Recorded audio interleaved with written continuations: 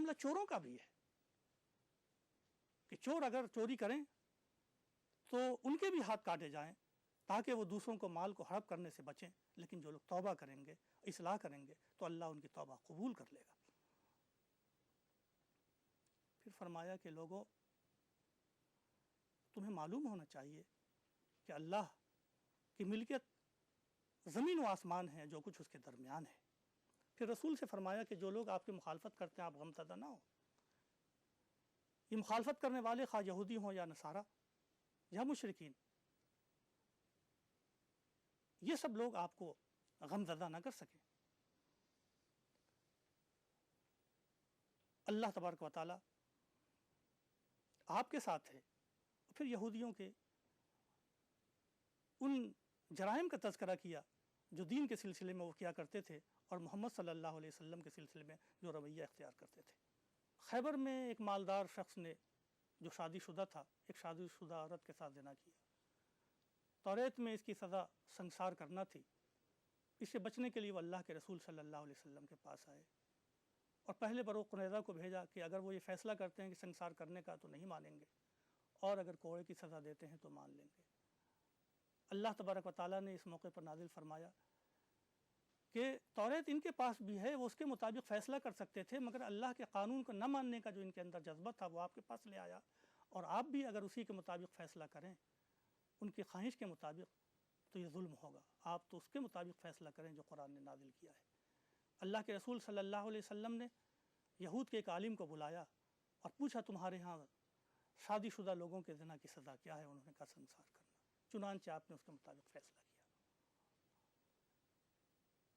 कुरान करीम ने इस वाक़े का तज़किरा करने के बाद अहले किताब से ये कहा है कि काश ये तौरेत को कायम करते, ईसाई इंजील को कायम करते, तो अल्लाह के अहकाम को कायम करने के नतीजे में ज़मीन व आसमान की ये बरक़ात हासिल करते। फिर रसूल से फ़रमाया कि रसूल, जो कुछ आप पर नाजिल किया गया है बिला कमो कास्त आप उसको पहुँचाइए। अगर आपने ये नहीं किया तो आप अपनी रिसालत की तबलीग का हक़ अदा नहीं करेंगे। फिर एक बात और फरमाई जो बहुत अहम है। कहा खुसूसियत फ़िरक़ा मोतबर नहीं है कि तुम यहूदी हो गए, तुम मुसलमान हो गए, तुम ईसाई हो गए, तुम नसारा हो गए, तुम साबईन हो गए। इन नामों में कुछ नहीं रखा है, बल्कि जो ईमान लाए, अल्लाह पर, आखिरत पर और अमल सालेह करे, ये वो लोग हैं जिनके ऊपर कोई खौफ नहीं होगा और कोई गमज़दा नहीं होंगे। फिर रुए सुखन यहूदियों की तरफ कि हमने बनी इसराइल से अहद लिया कि जब कोई रसूल आएगा तो तुम उसका इत्तबा करोगे, मगर बहुत से रसूलों की इन्होंने तकज़ीब की और बहुत सौ को इन्होंने कत्ल किया। उसके बाद फिर रुए सुखन ईसाइयों की तरफ कहा कि मसीह इब्ने मरियम को खुदा मानने वाले ये गुमराह हुए, उनका ठिकाना जहन्नम है। ईसा मसीह तो सिर्फ अल्लाह के रसूल थे, उनसे पहले भी बहुत से रसूल गुजरे और उनकी माँ पाक दामन थी। ये दोनों खाना खाते थे, दोनों इंसान थे। बहुत से मुशरिकीन जो अल्लाह के अलावा दूसरों की पूजा करते हैं, अल्लाह ने कहा कि ऐसे शख्स को की इबादत क्यों करते हो जो ख़ुद अपना मालिक नहीं है। आखिर में फरमाया कि अहले किताब दीन में गुलू ना करो और ऐसे लोगों की इत्तबा ना करो जो ख़ुद गुमराह हुए और सीधे रास्ते से भटक गए।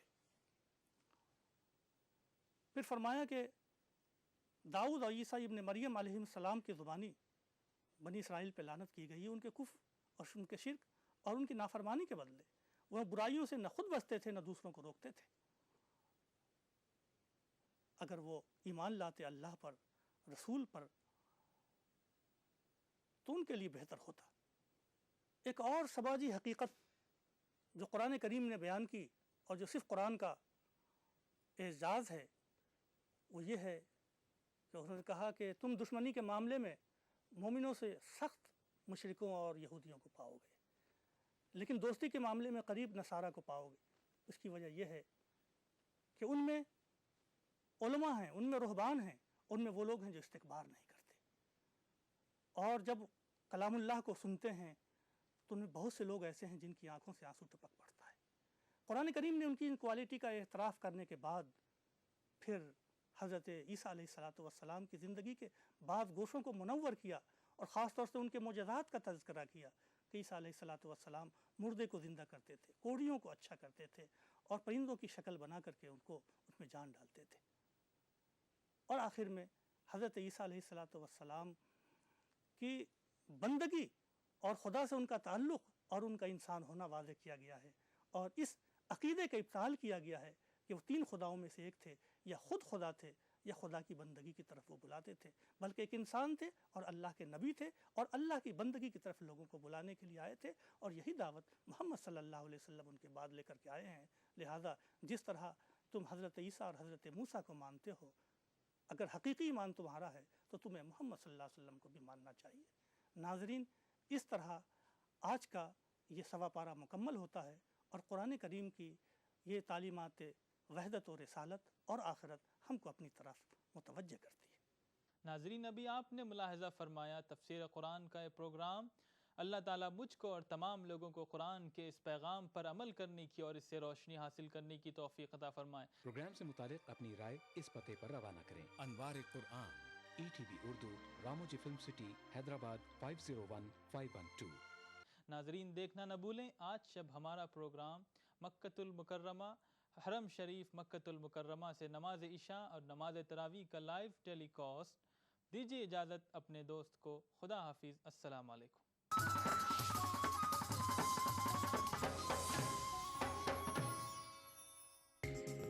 ETV उर्दू पर अगला प्रोग्राम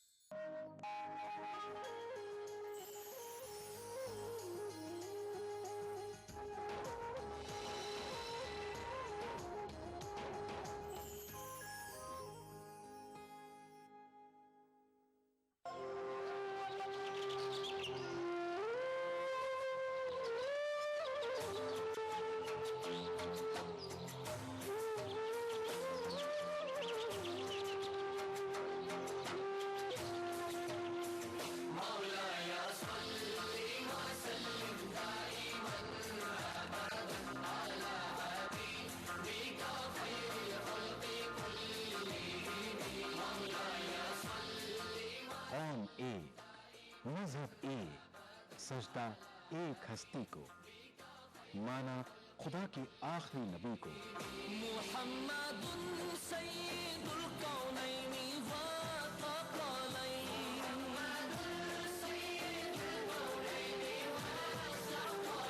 मुहम्मदुन सय्यिदुल कौनैनि। एक ही सफ में खड़े हो गए महमूद व अयाज, न कोई बंदा रहा न कोई बंदा नवाज।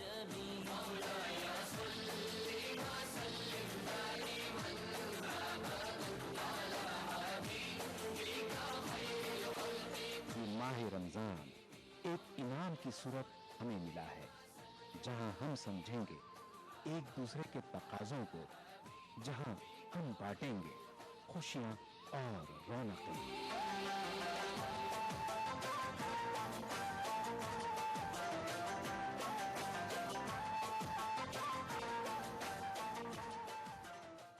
नाजरीन, अपने इस खास प्रोग्राम रमज़ान की रौनक़ें में आज हम मौजूद हैं शहर मेरठ में। ये शहर न सिर्फ मगरबी उत्तर प्रदेश बल्कि हिंदुस्तान की तारीख़ में भी अपना एक ख़ास मकाम रखता है। हिंदू और मुसलमान दोनों की बराबर आबादी वाले इस शहर में गंगा जमनी तहज़ीब का असर भी बराबर नज़र आता है। एक तरफ मौजूद मशहूर काली मंदिर के घंटों की आवाज़ तो दूसरी तरफ शाही जामा मस्जिद से अज़ान की आवाज़ इस शहर की फ़िज़ा में एक अजीब सी खुशबू मोहब्बत पैदा करती हैं। रमज़ान के महीने में इस शहर का मिजाज किस तरह बदलता है, क्या होता है मामूल रोज़ का, अक़ीदतमंदों का, रोज़ेदारों का, आइए देखते हैं। रियासत उत्तर प्रदेश का मशहूर शहर मेरठ अपने दामन में तारीख़ी यादें रखता है। सियासी, अदबी, समाजी और तालीमी सरगर्मियाँ इस शहर मेरठ की शानदार खूबी है। मेरठ शहर हिंदुस्तान के सदर मुकाम शहर दिल्ली से तकरीबन 60 किलोमीटर की दूरी पर वाक़ है। मेरठ एक हिंदू और मुस्लिम बराबरी आबादी वाला एक इलाका है और यहाँ हिंदू के त्यौहार हों चाहे मुसलमान के त्यौहार हों, मुस्लिम समाज के त्यौहार हों, दोनों को ही बहुत रौनक और बहुत खुशी से पूरी शहर की जनता मनाती है। यद्यपि कुछ लोग बदनाम करने की कोशिश करते हैं, पर वास्तविकता में अगर आप रियल ग्राउंड्स पे जाएं तो ऐसा बिल्कुल भी नहीं है। क्योंकि सल्तनत पीरियड से अगर मैं शुरू करूं तो यहाँ वो दोनों गंगा और जमनमी तहजीब की जो एकता की मिसाल है वो हमें देखने को मिलती है। या नौचंदी ग्राउंड में अगर आप जाएं तो एक तरफ बाले मियाँ की मज़ार है, दूसरी तरफ चंडी देवी का मंदिर है, जहाँ लगातार एक तरफ कव्वाली के स्वर गूंजते हैं तो दूसरी तरफ घंटे का स्वर सुनाई देता है। और दोनों में बिना किसी विवाद के, बिना किसी फसाद के, बहुत ही प्रेम से दोनों जगह जगह उसकी इबादत की जाती है ऊपर वाले की। तो इसके अलावा मेरठ की जो दूसरी पहचान है वो जंग आज़ादी से है। यहाँ आज़ादी की पहली लड़ाई शुरू की थी और उस शक्ति के खिलाफ लड़ाई शुरू की थी जो उस समय विश्व की सबसे ताकतवर थी, अंग्रेज़। और मुझे बड़ी खुशी होती है कि ये वो शहर है। और जिन लोगों ने वो आज़ादी की लड़ाई शुरू की थी वो 85 सिपाही थे अंग्रेज़ी सेना के। और उन 85 सिपाहियों के अगर आप नाम पर गौर फरमाएं तो हम पाते हैं, हमने यहाँ सूरज कुंड में जहाँ उस समय जेल रही उसका एक पूरा नाम 85 नाम लगवाए हैं। उनमें आप देखें तो 50% मुस्लिम हैं और 50% हिंदू। ये जो साफ जाहिर करते हैं, इतिहास का एक बहुत बड़ा फैक्ट है जो ये बताता है कि इस शहर से भी जब आज़ादी की पहली लड़ाई लड़ी गई तो हिंदू और मुसलमानों ने दोनों ने संयुक्त रूप से बराबरी की तादाद में लड़ी थी, जो मेरे ख्याल से एक बहुत बड़ी मिसाल है जो शायद कहीं और किसी शहर में देखने को नहीं मिलेगी। दूसरी बात अगर आप देखें तो अभी एक तरफ जहाँ ये रमज़ान का पवित्र महीना चल रहा है, वहीं दूसरी ओर श्रावण का भी हिंदुओं की तरफ से एक महीना आने वाला है। और मेरठ में अगर आप घूम करके देख लें उन दिनों में तो आप ये पाएंगे कि बहुत सारे जो कांवड़ लाते हैं लोग, उनकी सेवा में जो कैंप लगाए जाते हैं हमारे मुस्लिम भाई लगाते हैं। और इसी रमज़ान के महीने में बहुत जगह रोज़ा इफ्तार की पार्टी की जाती हैं, वो बहुत सारे हिंदू भाई ऑर्गेनाइज़ करते हैं। तो इससे आप एक अंदाज़ा लगा सकते हैं मेरठ की ज़मीनी हकीकत का, मेरठ की वास्तविकता का, कि वास्तव में हिंदू और मुस्लिम की अगर कोई सच्ची एकता की मिसाल है तो वो मेरठ है। और यहाँ शहरों में निश्चित रूप से रमज़ान की जो रौनक रहती है वो देखने लायक है। शाम को आप जाएं तो बाज़ारों में जो रौनक का सिलसिला होगा वो बहुत ही सुंदर होगा। आप कपड़ों की दुकान पर जाके देख सकते हैं, सेवइयों की दुकान पर जाके देख सकते हैं, खजूर की दुकान पर जाके देख सकते हैं, फलों वालों के यहाँ देख सकते हैं। तो बहुत मतलब एक अच्छा लगता है, बहुत अच्छा माहौल होता है। और जो लोग मैं दोबारा कहना चाहूँगा, जो लोग मेरे शहर को बदनाम करने की कोशिश करते हैं वो अगर वास्तविकता के धरातल पर आके देखें तो यहाँ कोई ऐसी बात नहीं है, बल्कि एक बहुत ज़बरदस्त लोगों में मेल मिलाप है, एक दूसरे के साथ रहना जानते हैं। मेरठ शहर की तारीख बहुत ही यादगार और खूबसूरत है। इस शहर ने बादशाहों और राजाओं की हुकूमतों को देखा है। इसके अलावा इसकी तारीख का हर दौर सुनहरा दौर रहा है। इस मेरठ सिटी के अंदर 55% मुस्लिम आबादी है, जिसमें सबसे बड़ा मोहल्ला इस्लामाबाद कहलाता था। दरियागंज है, गोला कुआ है, मोहल्ला कोटला है, खैरनगर है, पूरा फैयाज अली है, पूर्वा महावीर है, और भूमिया का पुल है, श्याम नगर है। और बहुत से इलाके जो मुस्लिम एरिया हैं बाहर के सिटी, जैसे हमारे बैंक कॉलोनी में भी टोटल मुस्लिम आबादी है। और ये शौराब गेट है, समझे साहब, शाहपीर गेट है। तो इस तरीके की आबादी मुस्लिम काफ़ी है और मुस्लिम पॉपुलेशन एक ज़माने से यहाँ पर अच्छी रही है और अभी भी बेहतर है। और इसी वजह से हमारे सिटी की सीट पर जो है मुस्लिम एमएलए होते हैं ज़्यादातर। मेरठ के अंदर एक मिलाजुली तहजीब है। हमारे दूसरे हिंदू भाई भी हमारे इस इफ्तार में शरीक होते हैं। जगह जगह इफ्तार पार्टियाँ होती हैं और गैर मुस्लिम हजरात भी इफ्तार में हमको मदऊ करते हैं और हम भी अपने यहाँ जो इफ्तार पार्टियाँ होती हैं उसमें उनको बुलाते हैं।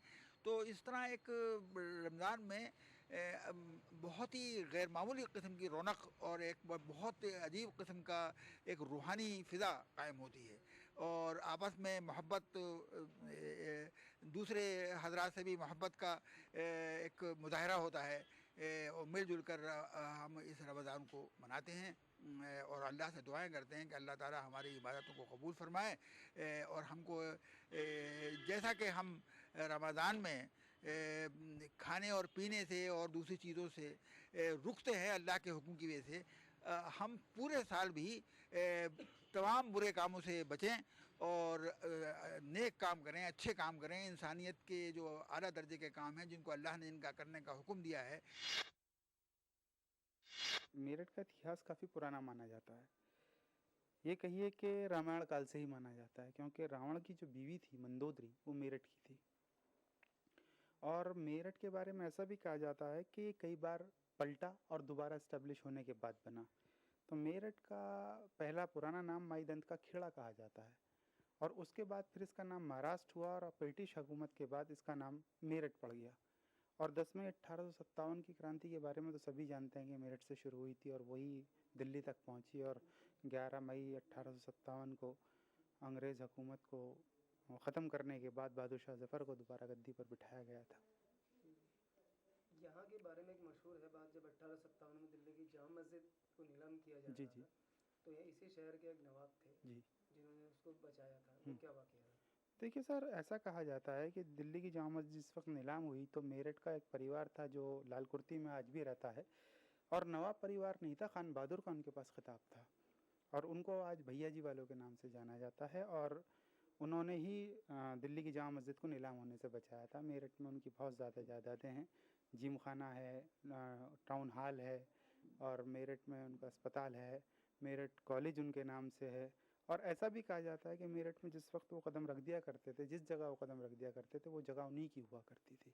तो उसी भैया जी वाले परिवार ने जामा मस्जिद, दिल्ली की जामा मस्जिद को नीलाम होने से बचाया था। नीलाम होने में बचाने का वाक़या क्या था, किस तरह से बचाया? नहीं, ऐसा है कि सर, ऐसा कहा जाता है कि जो जामा मस्जिद को अंग्रेज़ों ने सीज़ कर दिया था, तो उन्होंने एक शर्त ऐसी लगा दी थी कि यहाँ से लेके और दिल्ली तक अगर कोई हमें इतना पैसा देते कि जो यहाँ से वहाँ तक बिछाया जा सके। तो एक भैया जी वाला मेरठ का ही परिवार ऐसा था जिसने उनको उतना पैसा देकर उसकी मस्जिद की हिफाजत की थी, उसको बचाया। माह शाबान से ही इस शहर में रमज़ानुल मुबारक के इस्तकबाल की तैयारियां बड़े जोश व खरोश के साथ की जाती हैं। माह रमज़ान की आमद के साथ ही मेरठ शहर की रौनकें और भी बढ़ जाती हैं। मसाजिद हों या घर, बाजार हों या दरगाह, हर जगह माह रमज़ान की रौनकें देखने को मिलती हैं। नाजरीन, आप देख रहे हैं हमारा ख़ास प्रोग्राम रमज़ान की रौनकें, और आज हम मौजूद हैं शहर मेरठ में। इस प्रोग्राम के ज़रिए अगर आप अपने अजीज़ों को रमज़ान की मुबारकबाद देना चाहते हैं तो इसके लिए हमें मैसेज कर सकते हैं। मैसेज करने के लिए टाइप करें RKR, अपना पैगाम, अपना नाम और अपने शहर के नाम के साथ हमें रवाना कर दें 56263579 पर। फ़िलहाल वक्त हो चला है एक ब्रेक का, मिलते हैं ब्रेक के बाद।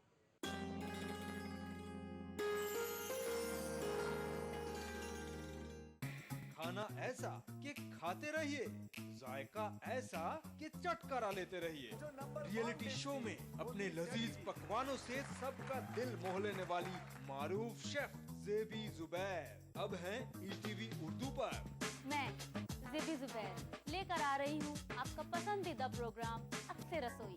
रहिए इस रमजान हमारे साथ। अक्से रसोई पीर से शनिचर दोपहर 1 बजे सिर्फ ETV उर्दू पर। अक्से रसोई powered by Brown and Poulsen.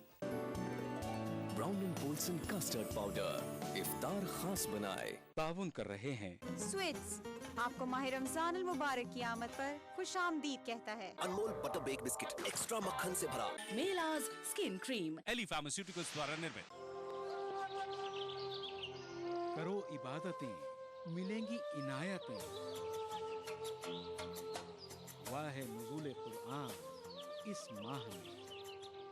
Ramzan से जुड़े मुख्तलिफ मौज़ूआत से आगाही। कोलकाता से जी। रोजा छूट जाने पर उसे बाद में किस तरह अदा किया जाए? जिंदगी तमाम के रोजे मिलकर रमजान पाक के एक रोजे का बदल नहीं बन सकते। साथ ही नाते पाक का खूबसूरत नजराना। बुला मेरे मौला। लाइव फोन इन शो सहरी टाइम रोजाना सुबह 3:45 पर सिर्फ ETV उर्दू पर। इस प्रोग्राम को पेश करने में ताउन कर रहे हैं काशिश हैदराबाद, मुश्तबा ज्वेलर्स मेहदीपट्टनम मलकपेट। तालीम की दुनिया में बैनुल अक़वामी नाम विद्या ग्रुप ऑफ इंस्टीट्यूशंस भारत की पहली फ्लेवर्ड चाय लम्सा। पत्थरगट्टी टोली चौकी के बाद मोहम्मद कैप मार्ट के नए शोरूम पर आपका इस्तकबाल है। खूबसूरत और हैदराबाद की सबसे बड़ी gated community Pride Hills. Carpet Plaza, carpets का अल्ट्रा मॉडर्न बिल्कुल ही नया showroom. Seasons shopping mall, Salim Masood complex, Toli Chowki, Hyderabad. कलौंजी ऑयल, मोहम्मदिया प्रोडक्ट्स की पेशकश। Makhdoom brothers, Patthargatti, Charminar road, Hyderabad. माह रमजान के दौरान आलम इस्लाम में हर मस्जिद में तिलावत कुरान, सलातुत तरावी से हर रात मुनव्वर। अल्हम्दुलिल्लाहि रब्बिल आलमीन, अर्रहमानिर रहीम, मालिकि यौमिद्दीन, इय्याका नअबुदु व इय्याका नस्तईन, इहदिनस सिरातल मुस्तकीम, सिरातल लज़ीना अनअमता अलैहिम गैरिल मग़दूबि अलैहिम वलद्दाल्लीन।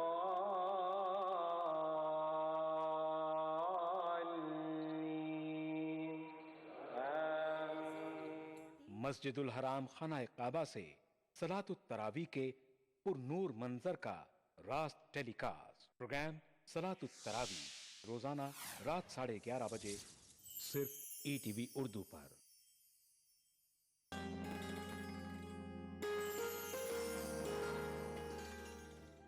घरों में ख़वातीन जहां एक जानिब इबादत में मसरूफ़ रहती हैं, वहीं दूसरी जानिब घर के हर फर्द की पसंद और नापसंद का ख्याल भी रखती हैं।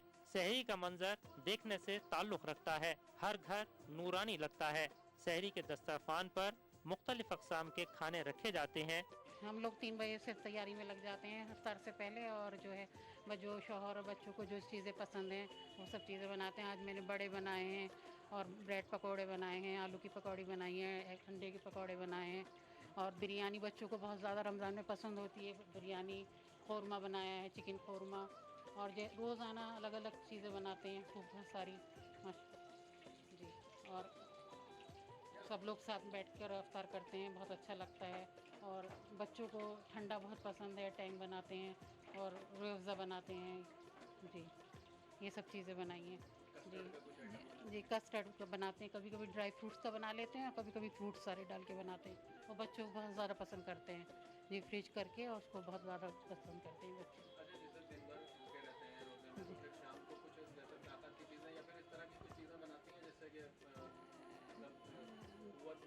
जी जी, बच्चों को कभी कभी बादाम का दूध देते हैं और दूध वैसे लेते हैं, जूस लेते हैं बच्चे। जूस बहुत ज़्यादा पसंद करते हैं बच्चे, और ख़ास तौर से गर्मी में बहुत ज़्यादा बच्चों को पसंद आता है, और सब चीज़ यही लेते हैं बस। और फ्रूट्स ज़्यादा पसंद करते हैं बच्चे रमज़ान में।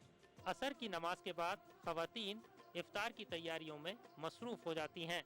मुख्तलिफ अक़साम के पकवान तैयार किए जाते हैं।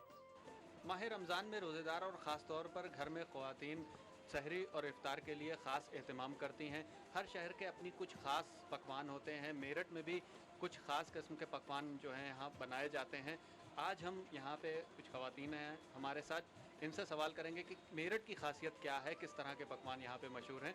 अगर इन्होंने सही जवाब दिया तो ये ब्राउन एंड पॉल्सन का कस्टर्ड पाउडर का पैकेट है, ये हम इन्हें गिफ्ट करेंगे।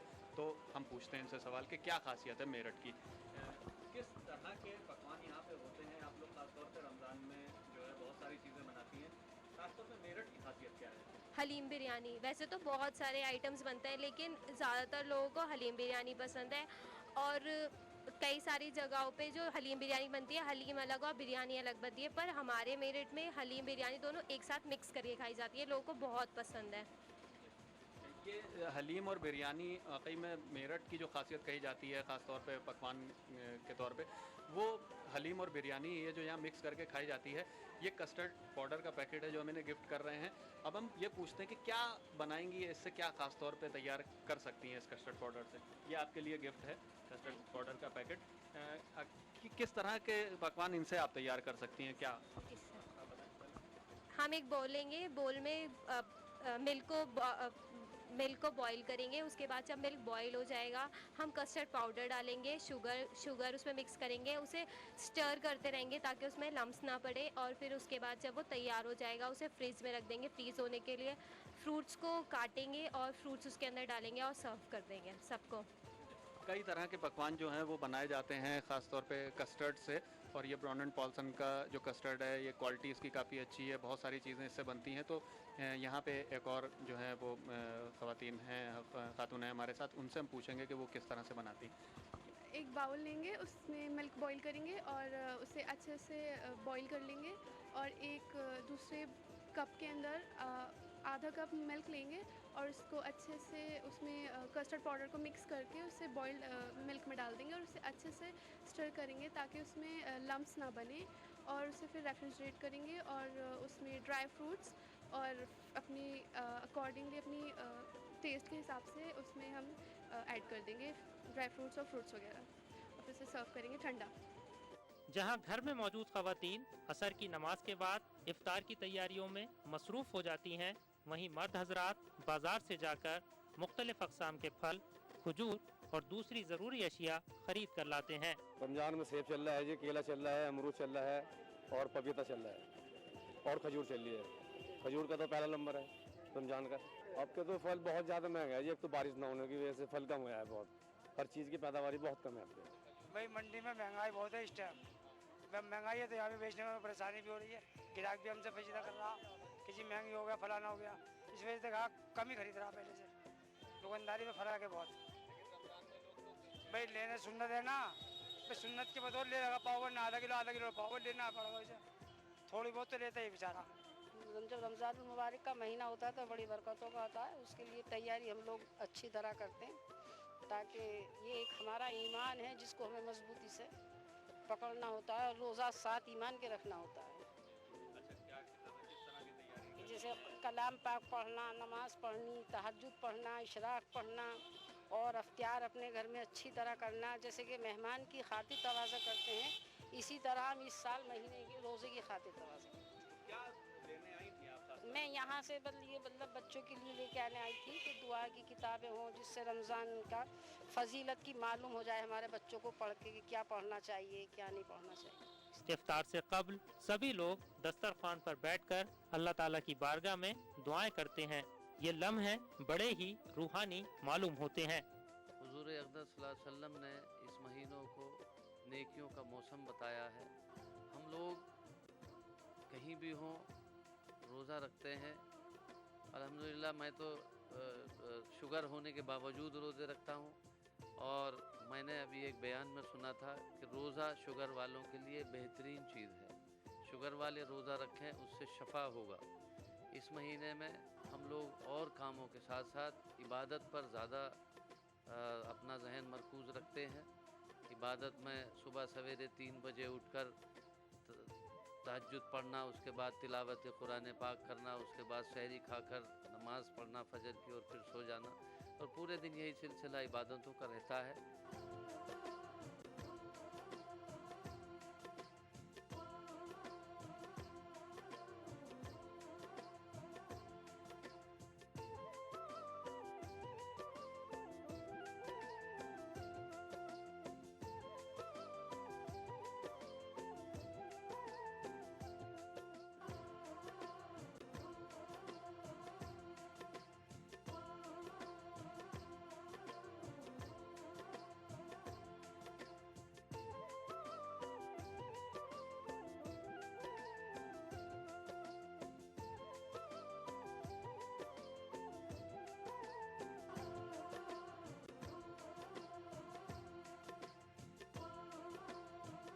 वैसे तो हमारा 12 महीने का काम जो है ख़ानदानी काम तो हलीम बिरयानी का, लेकिन रमज़ान मुबारक के महीने में हम ये नारी पाए और बकरे के पाए, क्योंकि इसमें रमज़ान के टाइम पे क्राउड बहुत होता है नारी पाए का।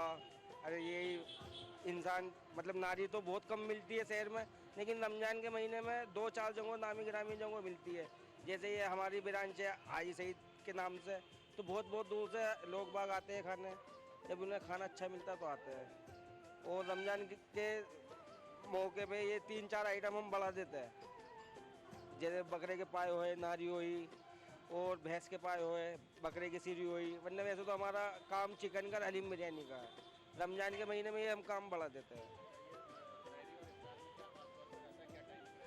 ये टाइमिंग शहरी की है 3:50 की है, तो ये 3 बजे तक हमारे पास ऐसी क्राउड रहता है गायों का कि लोग बाग शहरी में उठ के नारी पाए के लिए ही आते हैं ज़्यादातर।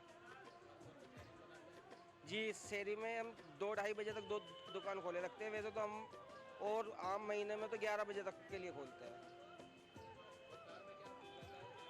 इफ्तियार में यही अपना ये लोग बाग इफ्तियारी के बाद में चटपटा खाने को दिल करता है तो बाज़ार में को भगता है आदमी।